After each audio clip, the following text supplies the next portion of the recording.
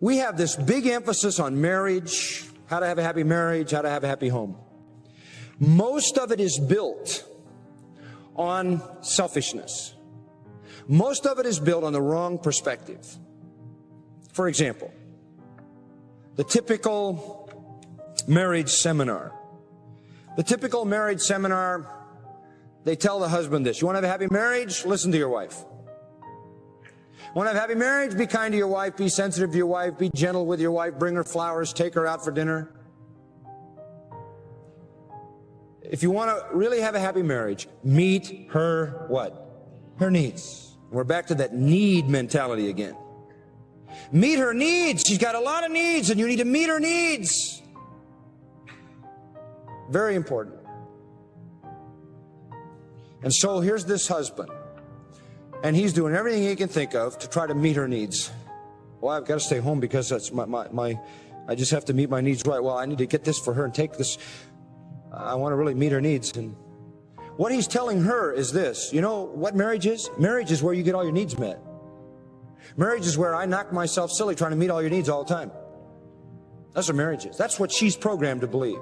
Same thing on the flip-flop. They tell the wife, now if you want to really have a happy marriage, meet your husband's needs. Look pretty when he comes home. Don't have your hair done up in coils like explosion in a mattress factory. Be dressed. Get your makeup on. Look nice. You know, once in a while have a candlelight dinner and the kids down the street. I mean, you've got to meet his needs. And when he comes in the house, don't say, I'm sick of going out the back door. I went out the back door 5 times a day and I walk by the same weeds that have been there 8 years. Would you please pull the weeds? Don't be more sensitive than that. He's had a hard day. Meet his needs. Be sensitive. Listen to him. Make a haven for him. I mean, you just begin to play manipulation games. The most popular book out now on this has an interesting suggestion. It suggests that a husband who really wants to touch his wife significantly should go to the store and buy a teddy bear, stuffed teddy bear.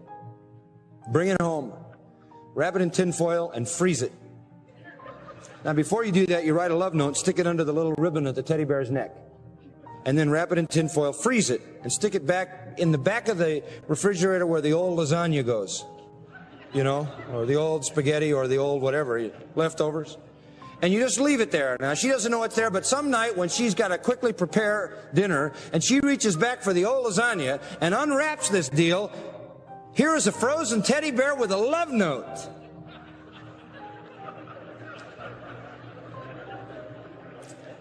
Now, honestly, folks, I mean, we're all adults here, right? My response to that is, if you have a good marriage, you don't need the teddy bear. Save the money. If you have a bad one, she'll hit you with it, so you better be careful. It'd be better if it wasn't frozen.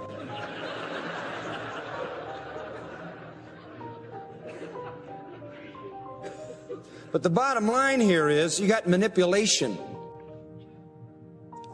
The most popular book, that same book, has a section called Pillars That Support a Fulfilling Marriage. Security, communication, emotion, romance, touch, and intimacy.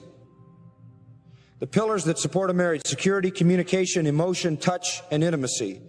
Those are nice things. It's nice to have security. It's nice to have communication. It's nice to have emotion or romance. It's nice to touch each other. It's nice to have some kind of intimacy. But those things aren't going to keep a marriage together.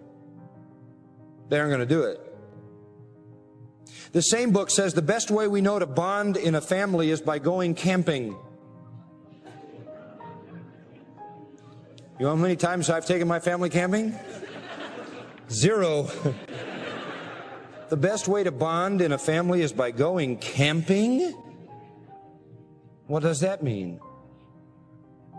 Pretty shallow stuff.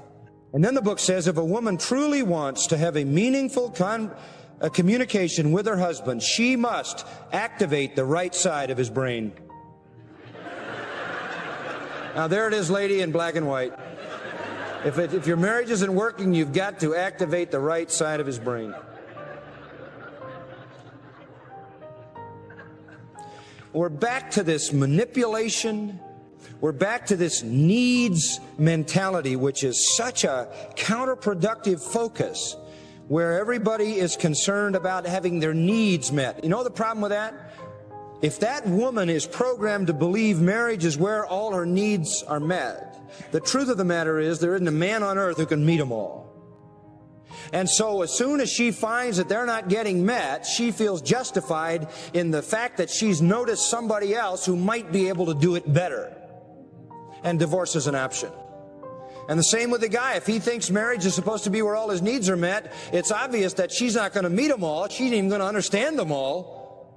Then he's going to be justified in the fact that his needs aren't being met. She is not what I need, you hear them say. And off he goes and justifies another relationship. And it works that way even with the children. You know, they say, well, make sure you're sensitive and listen to your children and give them some space and meet their needs. You can really alienate yourself from everybody in your house by programming them to believe that you are this incessant need meter. How do you keep a marriage together? By focusing on something completely outside those relationships. It's a given that you're married. Somebody said, to me one time, well, I married the wrong woman. My response was, well, she's the right one now. And now that we've got that established, how are we going to make this thing work? But you've got to transcend that relationship. Some relationships are better than others. Some are more fulfilling than others on a human plane. But none of them will be all that God designed them to be unless the people are living outside themselves for a greater cause.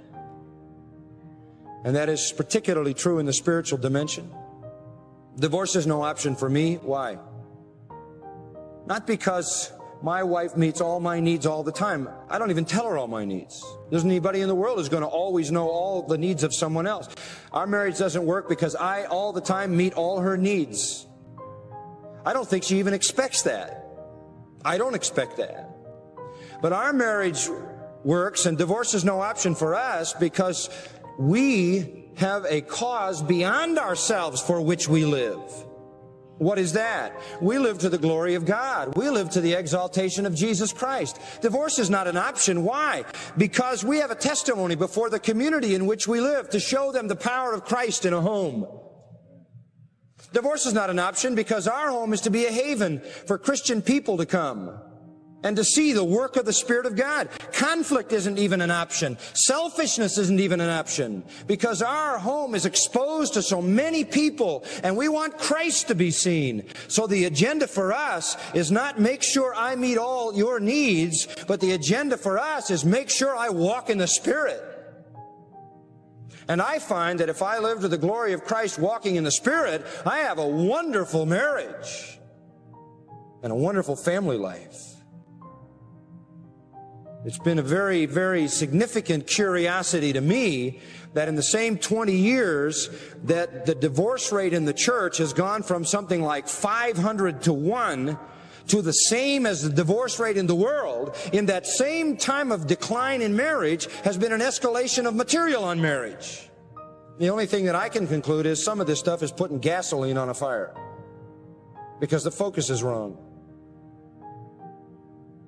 Get outside yourself. That's not popular in the day in which we live. If somebody comes in and says, I have this problem, I have that problem, I have this problem, our marriage isn't working out, the first question you might want to ask them is, well, tell me about your spiritual life. Tell me about your spiritual service. Are the two of you walking in the Spirit, and are you serving Christ with all your heart? Because you see, if you're lost in the spiritual issues and you're lost in the advancement of the